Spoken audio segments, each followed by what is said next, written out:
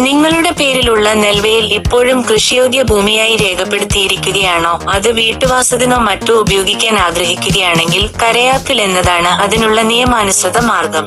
Kerala conservation of paddy land and wetland act പ്രകാരമാണ് ഈ പ്രക്രിയ. ഇതിന് അപേക്ഷിക്കാനുള്ള പ്രധാന മാർഗം ഈ ഡിസ്ട്രിക്ട് പോർട്ടലിലൂടെയാണ്.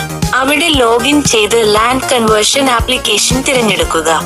സർവേ നമ്പർ, താലൂക്ക്, ഗ്രാമം എന്നിവ നൽകുക. നിങ്ങളുടെ ഭൂമിയുടെ സ്ഥിതിയും പാഡി ലാൻഡ് രേഖകളും അപ്ലോഡ് ചെയ്യണം.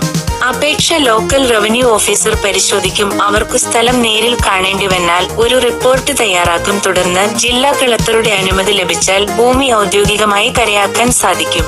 ഇത് ചെയ്യുമ്പോൾ കൃത്യമായ രേഖകളും നികുതി അടവുകളും ആവശ്യമുണ്ട്. അനുമതി കിട്ടിയാൽ ആ ഭൂമിയെ വീട്ടുവാസം, ലോൺ, ഫിനാൻസ് പ്രോജക്ടുകൾ എന്നിവയ്ക്കായി ഉപയോഗിക്കാം.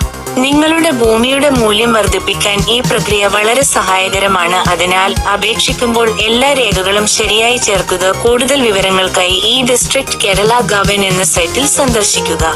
ലിങ്ക് വിവരണത്തിൽ കൊടുത്തിട്ടുണ്ട്. ലൈക്ക് ചെയ്യൂ, ഷെയർ ചെയ്യൂ, കമന്റ് ചെയ്യൂ. തുടർന്നുള്ള ഫിനാൻസ് വിവരങ്ങൾക്കായി ഇത് ഒരു കാരുണ്യ ചാനൽ. തുടക്കമാണ്. ലൈക്ക് ചെയ്യുക, കമന്റ് ചെയ്യുക, സബ്സ്ക്രൈബ് ചെയ്യുക.